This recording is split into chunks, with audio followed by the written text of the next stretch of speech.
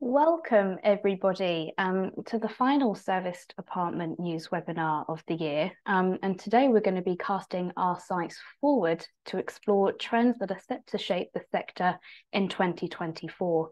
And as you can see from the video that just played, we're so excited to announce that entries for next year's Serviced Apartment Awards are now open. I would definitely encourage all of you to take a look at the categories, refresh them all for 2024, and get your thinking caps on to see what you will be entering for next year. Further details have been popped into the chat. So my name's Eloise Hanson. I'm the editor of hospitality here at Serviced Apartment News, and today I'm going to be co-hosting the webinar with my colleague George Ciel, our editor of living. And today's episode sponsor, we have our friends here at Abode Worldwide, and we have a short video to play for you today.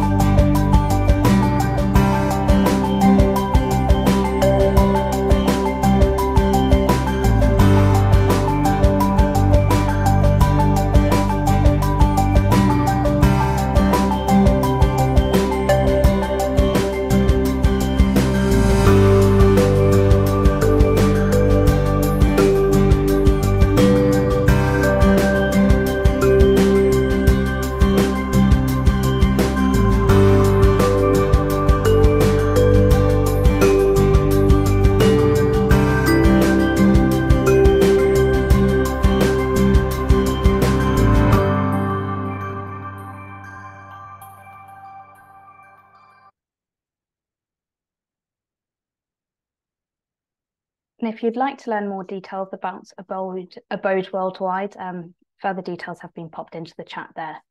So as I mentioned, George and I are going to be co-hosting today's webinar, and we're effectively going to alternate between us some short Q&As with our panelists today. So we'll be spending 10 minutes each covering 5 key trends set to shape the sector next year. And as a reminder, this webinar is being recorded, and everybody that has registered will receive a copy of that recording within 48 hours. So let's take a look at who we're going to be speaking to today. And you can see our panelists' headshots here up on your screens. And to kickstart today's webinar, I am going to be handing over to George first and foremost. So George, over to you. Thank you, Ella. Yeah, as you say, we've got 5 10-minute conversations today. And for the first one, I'm going to be speaking with David Wright from Mansley about a very snappily titled Generation AI. So David, welcome to you. Do you want to introduce yourself quickly before we get stuck into the conversation? Yes, David Wright. I work at Mansley Serviced Apartments. My main role is portfolio development manager, so looking for new properties for us to buy or lease or manage. And also an increasingly large part of my job is sustainability. So I'm heading up our sustainability program at Mansley Serviced Apartments, and it's becoming a bigger and bigger part of my everyday job. And also I head up ASAP's green team. Excellent. Thank you, David. So what we're here to talk about basically is how younger cohorts of travellers are using extended stay properties, what their behaviours and tastes are, and also how AI fits into that, both from a user-facing perspective and also other ways that operators can use AI in their businesses. So, David, with your role as ASAP as well as Mansley, you've clearly got a good overview of what the sector is doing. Are we doing enough to cater for younger travellers, whether you want to call them Gen Z, digital natives, Generation I, or whatever? Are we doing enough to attract and retain that audience? Well, so I think that something that I think about in this is that people that are categorized in that Gen Z bracket, so they're inheriting a planet that we are consistently hearing about, that it's in a bad state, climate change, COP28 at the minute. It's all in the news. So they are inheriting a planet that's got a bit of a dim outlook, it would seem, from all the sort of headlines that we see at the moment. And I think a lot of that has come, so there's a bit of a distrust in business, actually. I think that's fair to say, that you're looking at sort of all the big oil companies and other sort of really big corporates out there, that you kind of feel probably have been lied to a little bit, all the greenwash that goes with that. So I think there's a real sort of distrust around business at the moment. So I think that's something that I'm trying to do at Mansley, and I think that sort of businesses need to do at the minute is just really be sort of quite open and transparent. So even before you get into the point of what are you putting in your apartment, to cater for the newer generations, it's actually first of all about how you're presenting yourself as a business. So I think there needs to be a lot of transparency in terms of your sort of sustainability, all your sort of policies. I think that's something that is very important to these generations, because they're growing up in a sort of an era of distrust in big businesses. And what about in terms of actually reaching them and retaining them, David, and marketing to them? It's clearly a very different playing field trying to reach these guys than it is to your kind of traditional older road warrior business travelers. Yeah, absolutely. I think so. I got given quite a bit of data from our marketing departments in preparation for this, and I think it's clear that something like 85% of sort of Gen Z find new products through Instagram.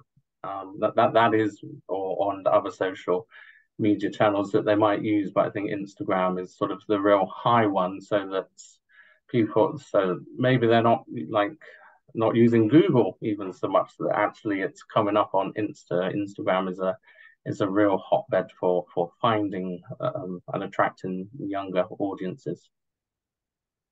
Yeah, okay. And how does AI play its role both in marketing to younger cohorts and also in other areas of operating an extended stay business?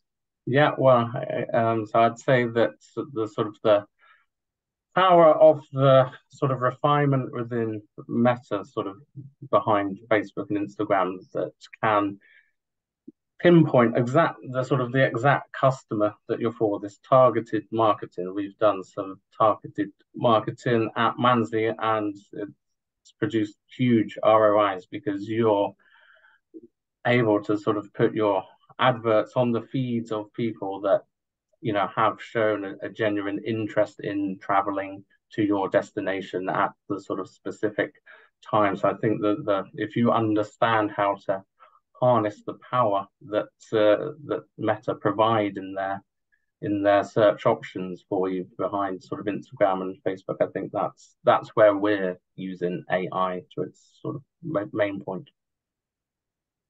And how have you found that process? Has it been fairly easy to implement, or has it involved a lot of training and learning for your teams? Well, we're very lucky that we've recently taken on a really wonderful young marketing executive. This is his playground. He knows exactly what he's doing there. I wouldn't be able to do it myself. It seems like a wizardry when he sort of talks about how he goes about it, sort of the feeds that you can land on in different destinations, different types of people.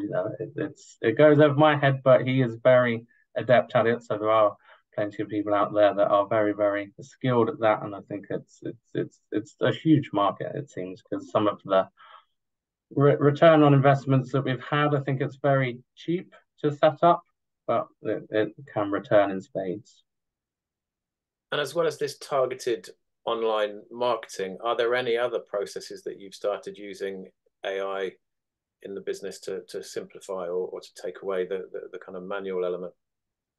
Well, we're as our particular brand standard, we're actually quite still sort of service heavy, if you like. So we sort of are not looking to have unmanned receptions and things like that. But I think that sort of the digital journey that you create, it's more than just a website these days, that you've got to have a sort of a whole digital experience that brings people in right from their first interaction with you, whether it's two-way dialogue through your social channels or things like that. So we're using that more, sort of the digital journey from when they first engage with us to when they get with us. Yeah, obviously we have a brand app, and we're also using technology that lets you sort of log in or access the building through the app. But we're not taking away too many service elements. I know that there's a lot of AI involvement that you can indulge in that if you wish.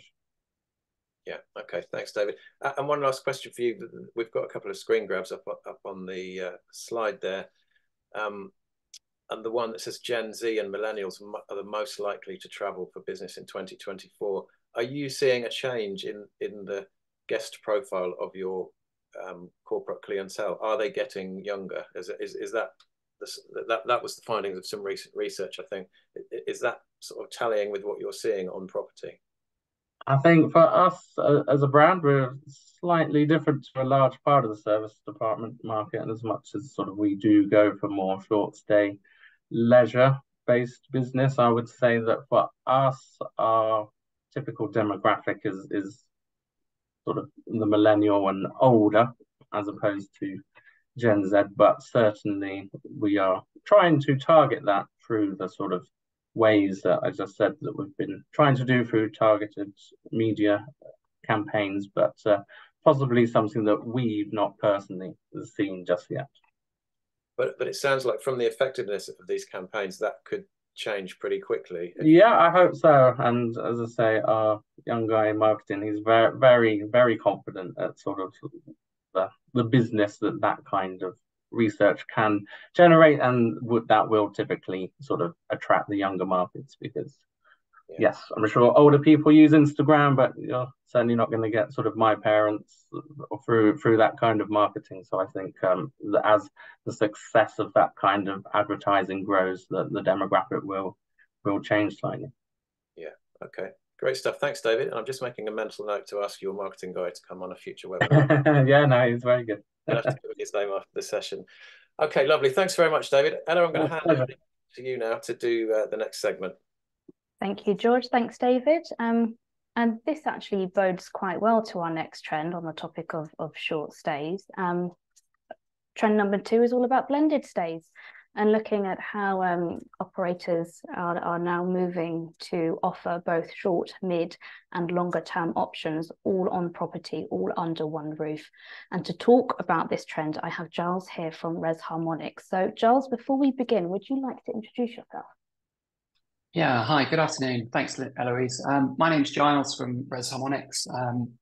Harmonics is a property management and guest experience platform for service living, for promoting and running residential as short, medium and long stay. So it's very relevant to what we do, and also the sort of trends that we're seeing in the market. We're working with service department providers, co-living providers and build-to-rent providers, and we're seeing a real mix of uses and length of stay in the buildings, and also the different amenities that are provided in there. We focus on distribution, reservations, operations, and the financial elements, plus the communication with the guests. Thanks, Giles. And we can see on the screen here, these screen grabs are just 2 examples of one an operator and one being a sort of service department provider, which have either launched new tools or launched new properties that are very much catering to both short, mid and long-term stays. So with that in mind, Giles, and from your experience, what are the challenges that operators are currently facing when they are looking to start to blend their mid, long and short term all under one roof? I think one of the principal pieces is that whilst the competencies of stay and a lot of what people are going to experience are very similar, there's subtleties between them. You know, short stay, length of stay is 1 to 7 nights. Extended stay is 7 nights onwards to maybe 3 months, and then long stay tends to be for up to a year or more. Managing the turnover of the different bookings, and getting a good guest satisfaction is really key, because a guest who's staying for a long period of time is looking for a more home-like and community-orientated experience. If they're short stay, really their whole experience is about the efficiency of check-in, the stay, and a focus on being more transient and there temporarily. And then, of course, medium stay, depending on how long you're staying for, will be some sort of balance. And you know, if you're there for business or leisure, will vary what you're looking for. So, I mean, providing that sort of consistent guest experience across the different stay lengths is crucial to get a good brand loyalty and to not upset people. You know, if you fill a floor full of a mixture of long stay and short stay guests, where you're, as a long stay resident, your neighbour is changing all the time, that can be very unsettling for them. Short stay guests may well have a higher expectation for things such as cleaning, the amenities and the responsiveness that they're getting from staff, whereas your longer stay residents are looking for a more personalised, knowing you, homely feel, and a higher focus on maintenance responsiveness, the community, and potentially the events that are happening in the building that they can be part of, and the workspaces that are there. So, I mean, operators have got to sort of balance the operational demands of things such as cleaning and staffing to handle that, and also sort of focus on training the staff to give the right sort of experience to the right sort of guests. So it's essential to know who they are when you're talking to them, and you know, therefore giving a sort of more welcoming atmosphere that's aligned with what the guest's expecting. So, yeah, as I say, I think it's that sort of transient versus transitional versus home experience. And, you know, in that home world, we're seeing a sort of a live, work, play in the building, where people want to break out from their apartment and potentially work in the building and also relax and enjoy. Whereas perhaps in you know, a short stay world, guests are looking for amenities such as a gym, a business centre, an on-site restaurant, or somewhere to get fed. Longer stay might be looking at where they're going to eat, what their laundry facilities are like, and where they've got plenty of storage or leisure spaces. So actually getting the buildings right for that and making that work well is really tricky. And then I suppose finally you've got that sort of fluctuations in demand, because, you know, we get massive seasonality in short stay, but there's real seasonality in medium and long stay as well. And particularly long stay, it's very difficult to rent at a good rate a long stay apartment in December. But actually you can quite comfortably do it from September through to March.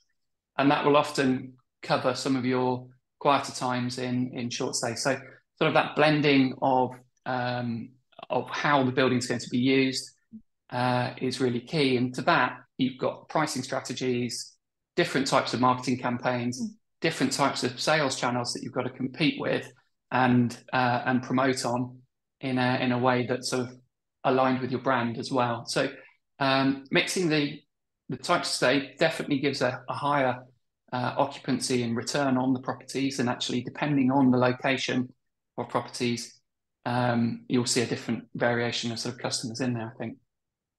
And so what opportunities then does this blended stay have for tech providers, platforms, PMSs like yourself, to evolve and able to allow these operators to service what their guest demands are? Well, it's aligning with that sort of guest experience. So, you know, we've tracked it through from a guest journey. So, you know, allowing customers to book short stay often can be done through a lot of online travel agencies, but being able to apply and book online for a more community-based feel, or understanding that where you're coming to have a viewing, to give that integrated journey for the customer to book is really key, because, you know, they have different questions that they need answering. Short stay, they want to book quickly and easily. Long stay, you might want to do a viewing, be that in person or digitally. And so we've worked quite a bit on that. Short stay, there's a lot of sort of verification to ensure that the guest that has booked is the guest that's arriving. So that to deal with all the challenges around fraud and verification. Long stay, it's more of a validation that the guest can afford to be there and is going to be able to pay their rent, but is also going to be a good member of the community. And there's tools out there which will allow you to do credit checks and right to rent checks and so forth for long stay, but also just scanning of identity and biometrics to ensure they are who they are when they book and when they arrive. Communication, very different language, very different sort of needs from the guests when they're booking and staying. There's a great scope for short stay for web portals to answer questions around what's in the neighbourhood and so forth. Whereas when you're looking at a longer stay, a sort of resident app where they're looking to your brand and asking you about what's happening in the community, reporting maintenance, and participating in events and so forth that are in the building are there. And of course, with all of these different types of stay, billing is very different. Short stay is pay done either on arrival, ahead of arrival, end of stay. Long stay is going to be an ongoing payment experience. And how do you make that frictionless and easy for people to do? There's legislation in long stay where, for example, you have to take in the UK deposits for security. They need to be lodged with one of the deposit protection schemes. So financial tools to help that process work really well to create a really good guest experience is key. And then that sort of balancing the distribution of people in the building so that you don't create a real mixture of short, medium, long stay all in one place. You can give a residential feel to part of the building, but whilst managing that availability is key. So some really good tools out there are now for sort of revenue management to be able to balance what you should be promoting short stay, what you should be promoting long stay at different times based on demand and revenue. Different channels, different sales channels are being created, and some great medium stay channels coming through for business and for leisure. And there's really established long stay and short stay channels. So technology providers making that distribution piece really easy is key. I've talked about community, but there's some actually quite interesting tools around when you're building a community in a building. It's not just whether they can pay or not. If you want to make a building really successful, it's making sure that you've got a community aligned group of people in the building. So, for example, you've got Coley is a psychological profiling tool to say this is this type of person, to make it really easy to get the right type of characters in the building, particularly when those are smaller buildings, or particularly when you're grouping them into shared spaces. And then, energy management. One of our biggest challenges in property management is energy and people. Technology's got to make that process easily to stay and to engage with, freeing the resident up, the host up to look after the resident and give a good experience. And as I say, inventories and that sort of operational housekeeping balance can all be really well addressed by technology. Before I hand over to George, as that is a very relevant point to our next trend, Giles, in 30 seconds to wrap up, what advice would you give to an operator who is actually looking to start adding all these different layers and elements into their PMS? I think it's with strategy, it's considering your customer journey from look to book to then how they're going to stay, what they're going to do while they're staying. So segment your guests up, think about the different services that are going to be provided whilst they're staying, think about how amenity space can vary throughout the course of the day, so co-working during the day, entertaining space in the evenings, and align that with your technology to make sure that you've got it covered and unified. I would also say don't have too many different tools I would look for a platform that's addressing all three types of model. So you've got an operating hub and then integrate tools around it. Brilliant. Thanks a lot, Giles. My pleasure. It's back over to you, George. Thank you, Eloise. And now we are going to talk about sustainability with Phil from Situ. Phil, would you like to introduce yourself quickly? I will. Can you hear me okay? Yes, we can. Good. Hello. Thanks, George. Hi, Phil Stapleton, CEO and co-founder over here at Situ. We're a global service department booking agency, and thank you for having me on today. Pleasure. Phil, sustainability from what I've seen over the years, the extended stay sector has been quite late to put this high up the agenda and talk about it. I think things are changing for the better now. But how would you say the sector is faring at the moment in general, and how does it compare with other areas of hospitality? Yeah, thanks, George. I think there's a few things really. We are a sector, thankfully, of entrepreneurs and owner operators. There's continues to be lots of new people coming into the sector. So we've got the new entrants. You've got people that might have been around a while, but you know, kind of non-branded, as I say, owner-operated properties, smaller regional properties, and then going right up to the larger brands. And you've got a whole host of models of operating sitting within all of that. And perhaps if you just then take UK as a microcosm, we're going to extrapolate that out to the whole of the world with all the various different ways of doing things. It's a conundrum. I think I don't think anybody's cracked it yet. I would like to think that as a sector, there's a lot of good intention. I speak to some of my peers about the need for an industry standard, and I think everybody would support that. How we get to that again is tough. I think there's a lot to be said for perhaps even trying to bring some of the models into strata so that at least we can address different types of properties and kind of at least focus on one at a time. And when I talk about that, I mean, from, as Giles was talking about, multifamily in one space, you might have serviced apartments within residential buildings in another, apart hotels in another, single family homes in another. I think it's a really kind of rich tapestry, but that does make it tough to try to standardize. And I think how we compare against the rest of the hospitality sector, I don't think hotels, if we're talking about lodging, I don't know if hotels have also cracked it. I know there are parts of the sector which have done some good work, but again, sometimes I feel a little bit like that can just focus around paper straws and recycling rather than perhaps some of the meatier stuff like carbon counting for kind of carbon per night output, which is a really important thing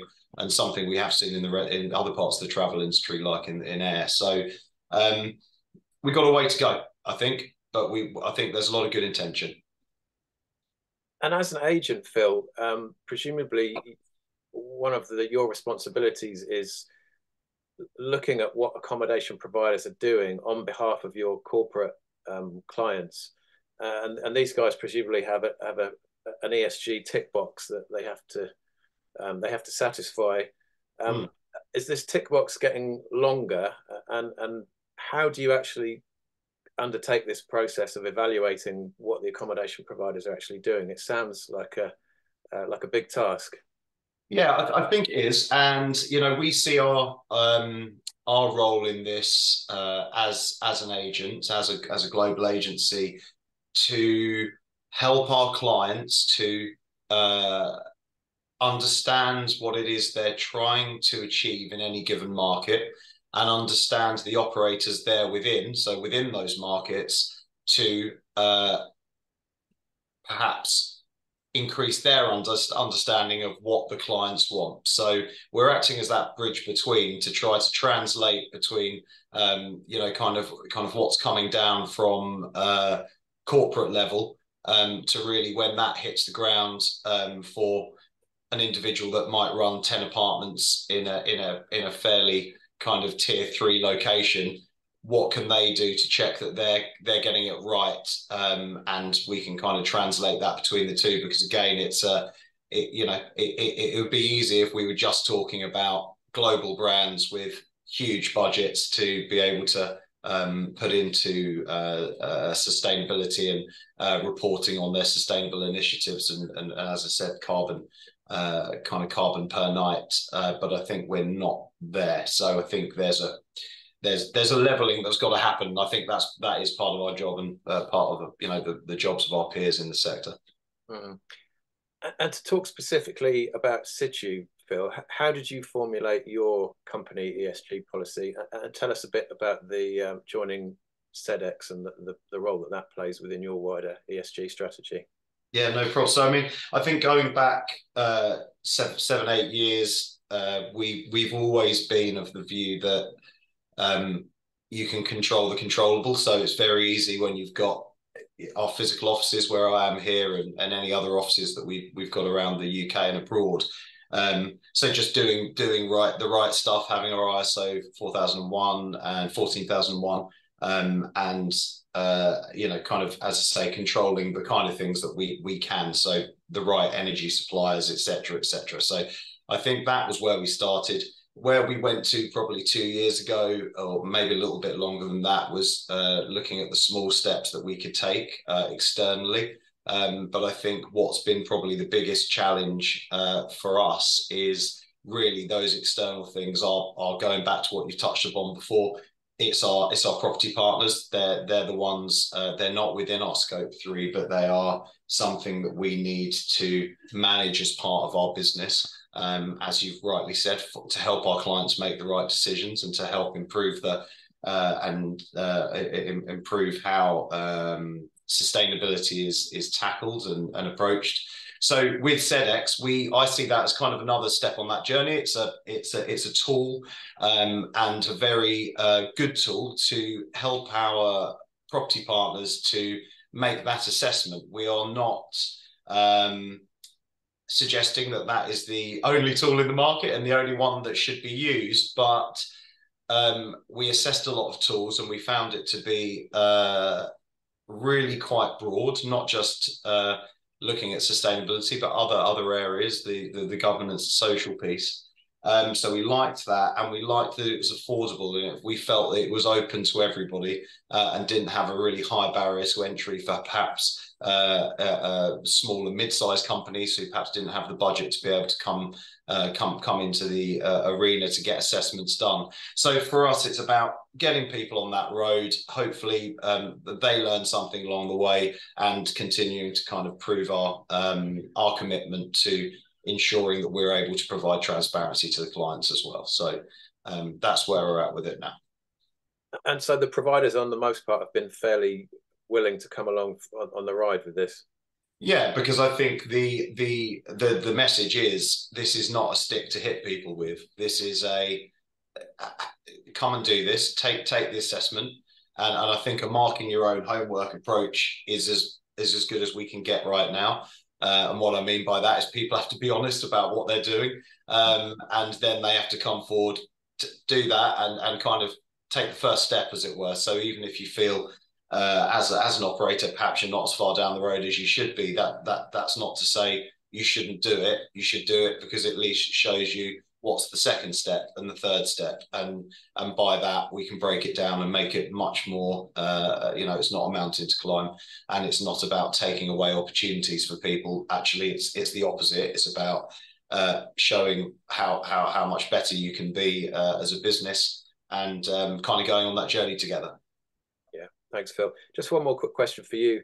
Could you just give us a very quick sort of bullet point list of what you think will be the most significant sustainability based developments in the industry over the next few years?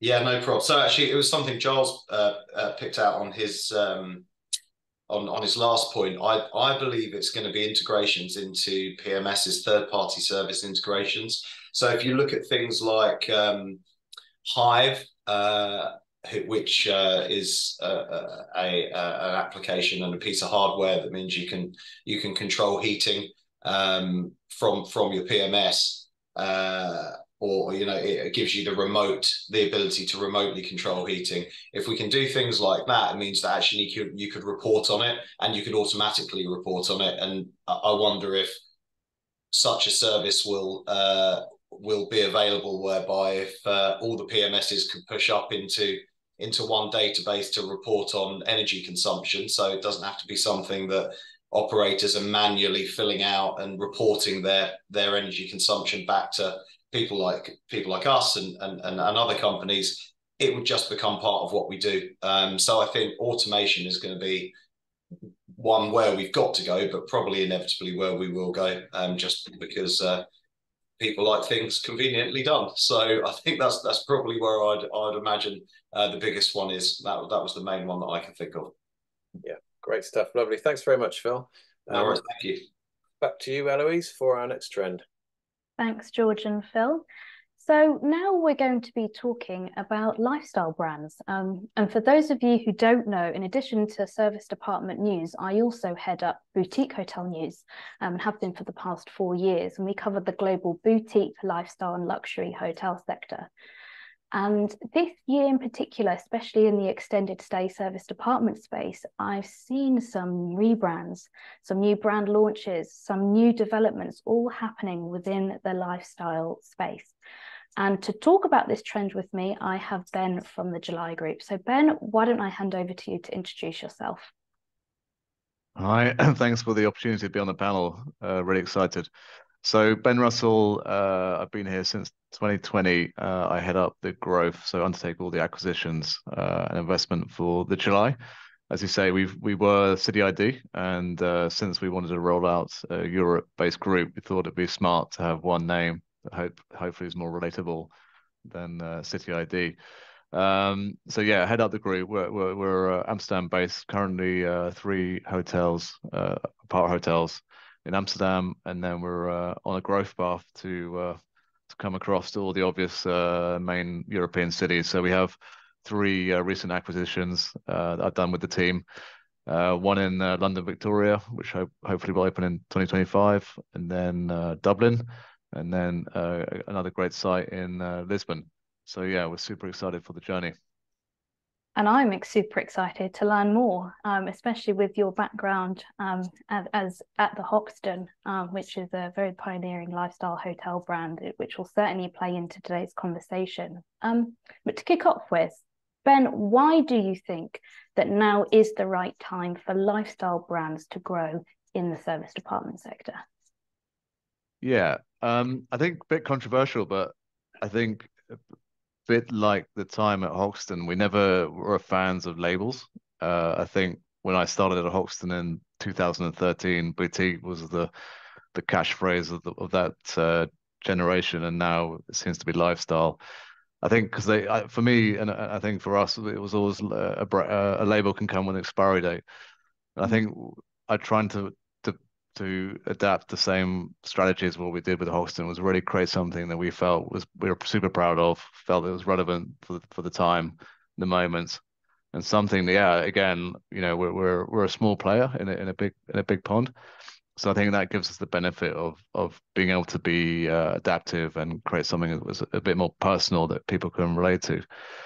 So yeah, although we all accept we have labels, so here we are with lifestyle. I think yeah, it's the space as a whole is underrepresented.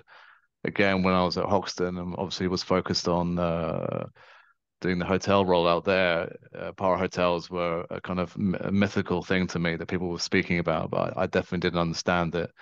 And even when I met the founder here, and he was trying to woo me across, I was again scratching my head of what the hell is an Para hotel? Is that just a hotel with a kitchen? So then I was fortunate enough to come out here and I tested it, and then I got it, and it's a space that allows you to have much more flexibility as a guest. So again, I always think from the eyes of a guest. I think it's a lot of us can forget that and get caught up in all sorts of other things. So I think as a space in the market, especially in Europe, there just isn't a huge amount of options. I think there's lots of you know, single owner operator players, but there's not sort of many that have the means to kind of go on the scale that we have the ambition for. So I think I think that the space is exactly what guests need, even if they don't appreciate it today. I think certainly after COVID, everyone's recognized that we all travel differently. We want more flexibility. You know, why do we have to live in a small room and just have an espresso coffee machine? Why can't we have more ability to kind of tailor our experience? And we can do just that. So, you know, if you're into fitness and you're heavily concerned about doing your stomach crunches and then a bowl of porridge and a couple of protein shakes, you know, our rooms can give that, plus allow you to, you know, whip up your scrambled eggs or however you want to prep your breakfast. And then again, you know, as again in that label of lifestyle, we are certainly creating design-led products. So we have great amenities. We have a great, you know, welcome areas on the ground floor, lobbies that are available to all. You can work from there, meet from there, and have a cocktail in there, and then go back to your room. So look, to summarize, I think it's an underserved space. I think it has a real need, and I think travelers, whether they haven't tried it yet, certainly when they do try it, they'll get a hook, and yeah, probably think that a bit controversial, but I think hotels may have had their expiry date, and it's on to the next thing. On that note, you just mentioned there, Ben, some amenities that guests may now be looking for or maybe come to expect when they stay at a lifestyle property. So with that in mind, what amenities and services is it that guests are now looking for? And more importantly, how is this informing your growth in terms of actually what you require from a building, in terms of your location? What does that look like to you? Yeah, again, I think being small, we have the ability to kind of really set our narrative. And I think like at Hoxton, when I started there, Sharan, the founder, and myself, we were in our, I don't know, early 30s. So we're kind of creating spaces that we wanted to hang out and be in. So they were heavily food and beverage, all loud, all party, less sleep. So, you know, smaller rooms, but then, draw your guests in on that lobby. Here we've now got children. We're in our 40s, and that's the kind of target market we're going for. And I don't know, the new buzzword is longevity. So we're all trying to live a little bit longer, be a bit more conscious about how we leave the planet. So here as a brand, I think we've kind of adapted that into our narrative that we want to kind of promote health and well-being. We're not a brand that wants to shout and probably the more subdued and professional version of perhaps my former place, so less DJs. But in that sense, we do want to have the amenities that should enrich our guest experience. So one thing that we didn't do at the Hoxton wasn't we never needed to have a gym. You know, we had to have that large bar, large lobby area where people could really socialize. Here we want that, but one of our priorities is well-being. So we want rooms to be big enough that people can feel, not wake up and feel like they can touch every corner of the room. And then yes, every property has to have a gym. And again, in the gym, we're not talking about a third space, you know, mega gym, but just a beautifully appointed gym that's actually properly functional, so you can go in there and have a true workout. And then we have a dry or wet experience, either a sauna or the steam room. And again, you know, if you're a leisure guest coming into London for 2 days, you might pack a gym kit and then actually never get into it. Here, if you're staying for a week, maybe one of those days you might not be hungover, and then hopefully you'll come and enjoy the space. But certainly for our long stay guests, again, it's becoming increasingly important. And I think the whole demographic is shifting. You know, I think the younger generation these days, unlike what I was drinking Tuesday to Friday, they're you know, living more consciously, and I think fitness is a really important thing. So yeah, well-being is a big thing for us. And then the restaurant is certainly nice to have. So again, at the Hoxton, that was never something that we couldn't provide.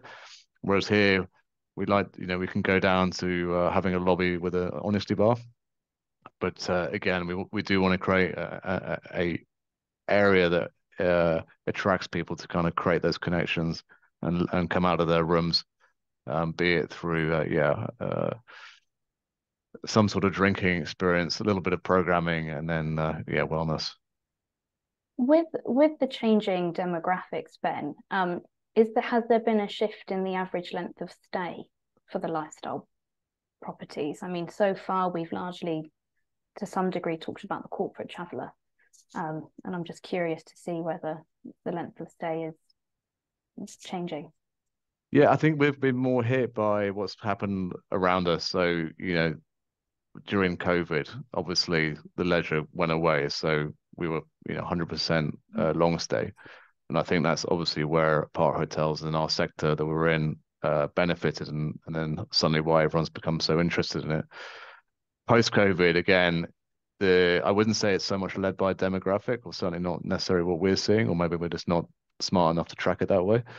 But yeah, I see it more that it's a response of what's happening in the wider industry. So I think we had that revenge travel where, a lot of pent-up demand from leisure and a lot of pent-up demand from corporate who just weren't able to meet, and then suddenly boom, they're here.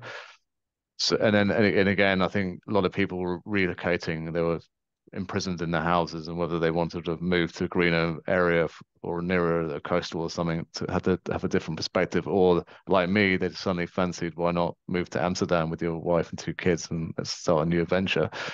So, we're in a world of a massive housing crisis. So coming out of that, we really benefited that our properties were sort of 80% long stay, meaning 7 nights and beyond, and as Giles mentioned, up to a year. And that wasn't, I would say, born out of demographic. It was there's a crisis in the housing, not enough availability, and then suddenly, again, apart hotels were supplying that need. And in that vein, we then saw a huge growth in our long stay rate. So normally that was really heavily discounted, but now we're seeing massive growth in long stay ADR. And then looking forwards, I think it's going to become more balanced. So I think we always strive for a third, third being short stay, and then medium and long stay. And that's where we see the most efficient and sort of high yielding models. That's certainly what we try and underwrite. But again, I think as a demographic, we're trying to go for that, I guess, sort of late 20s to early 50s. So it's quite a wide demographic. So we're not necessarily tracking it in that sense. So I think, market has been more of a dictator than necessarily the age groups. Thanks, Ben. Well, I'll certainly be looking forward to supporting your growth and expansion moving forwards. For the final time today, I'm going to hand back over to George to cover the final trend for today's webinar. Thanks, Eloise. I just about sneak into the upper end of Ben's demographic, but I've never used a hotel gym in my life, so I'm not quite sure how I fit in there. But anyway, moving on, we're going to talk now about mergers and acquisitions, investment, transactional activity, and just kind of take the temperature of the market at the moment and how we think it might go over the next year. And to talk about that, we have got Vedrana from Ciel Capital. Welcome, Vedrana. Would you like to introduce yourself? Good afternoon, everyone. Thanks for having me on the panel. Vedrana Riley, Ciel Capital, also CEO and founder of Ciel Capital. I also co-founded a baby brand called Stowaway, which is in the extended stay space, and we're owners, developers, and asset managers focused on the hospitality sector. Thanks. And all beds. Okay, so can we start by asking you to give us a snapshot of where we're at the moment? What are the kind of activity levels? What's going on out there? What are sentiment levels like? And importantly, are buyers and sellers on the same page? The transaction volumes are down, as we all know. I think the biggest challenge we've had this year has been the continuous, the continuing changing environment. We've had, obviously, starting from COVID a few years ago, all the way through to inflation, couple of wars, interest rates rising, have just meant that there's been a huge amount of pressure on the markets generally. And when it comes to buyers and sellers, what we're witnessing is that obviously, anyone who can afford to hold on to their existing assets is holding on to their existing assets and not necessarily selling it right this second. There have been some transactions. We've bought obviously a few properties as well on our side over the past 3 years. But there's always been an element of distress when that's happened, either a bank applying pressure, a seller needing to recapitalize their portfolio. And I think that's really a fair reflection of what's been going on. So no, unfortunately, buyers and sellers are not really on the same page right now, which. Yeah. I think it's obviously key next year what happens with interest rates. I think we've just seen today that the Bank of England has held its rate at the same level for the third consecutive month, which is an encouraging sign. And I think a lot of people are expecting rates to fall next year, although only marginally. We don't think we'll go back to anywhere near where we were before.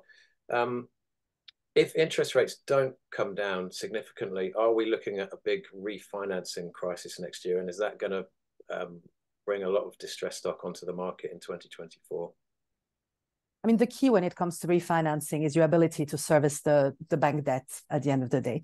And naturally, with higher interest rates, you are able to borrow a lot less than you were able to beforehand.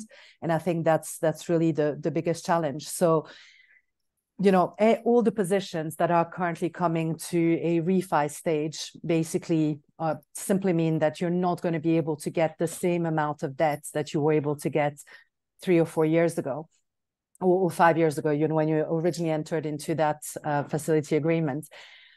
So I would say that I'm not saying that the banks are not lending. I think they are lending, and there's a new fund being created literally every week. And launching a new platform and a new debt platform. So there is absolutely money out there. It's more linked to how much do you have to pay for that debt in order to achieve your sought leverage. And if you don't want to be paying through the nose, equity-like returns, are you able to put your hand in your pocket to basically pay down what was your original debt level and hire at more sensible rates? But inevitably, you will end up with some challenges and some stress linked purely to refinance.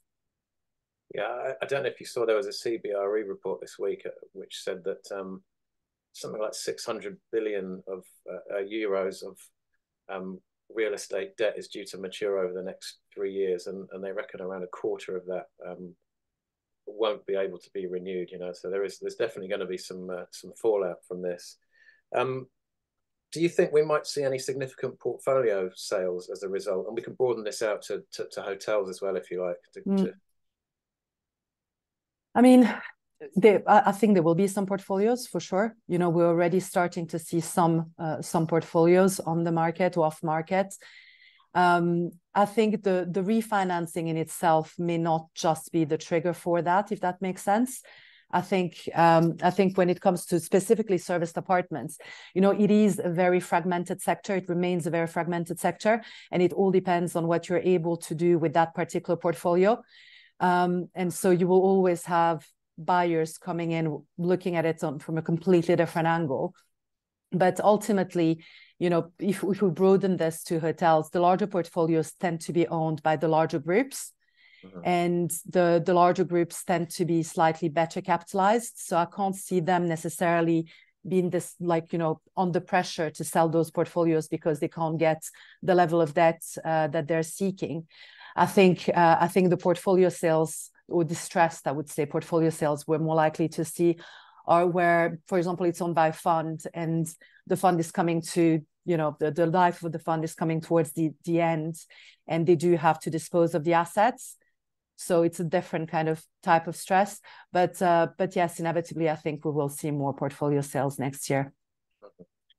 And one of the screen grabs we've got up on the slide there, the acquisition of Yays by Numa. Do you think that's indicative of something that might happen next year? Do you think operating platform sales are likely to happen, and are they perhaps a slightly more attractive bet than bricks and mortar at the moment to some investors? Well, I mean, starting with just the general trends, I mean, as we know, the serviced apartment sector in particular remains very fragmented, as we were touching on early on in the conversation. And, it's inevitable that there will be some consolidation at some point. And obviously, Numa's acquisition of Yays is a good example of that. But I think we are, that particular subsegment of hospitality is a little bit behind.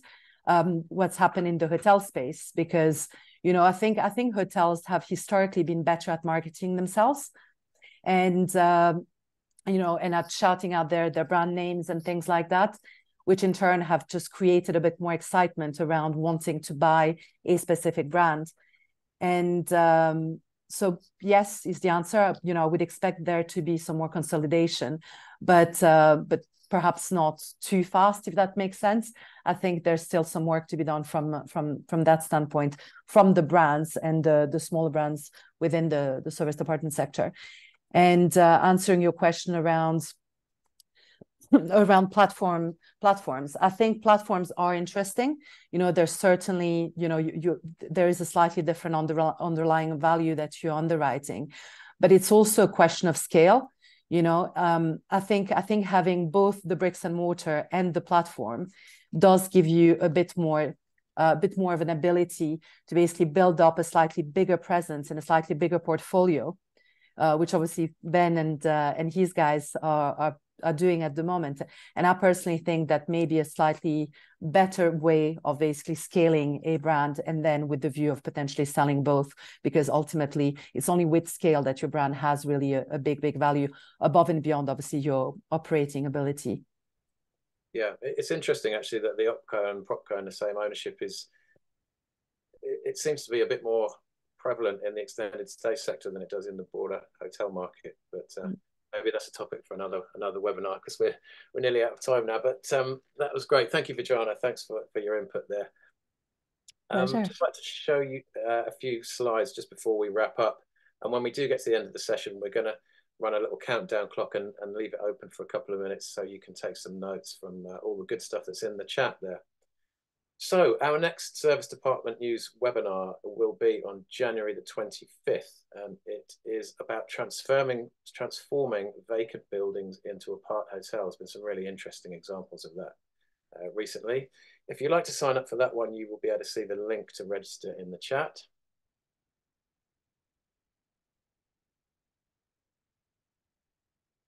Just wanted to give you a quick heads up about our recharge event that's taking place next month in Belfast. This is a really great event that moves around a different European city every year. I think it's my favourite of the events that we do.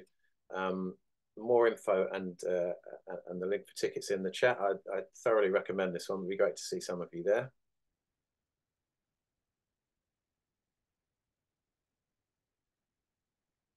If you'd like to work with us at Serviced Apartment News, or indeed any of our other platforms here at IHM, get in touch with my colleague Rav, whose details you can see on the screen and also in the chat.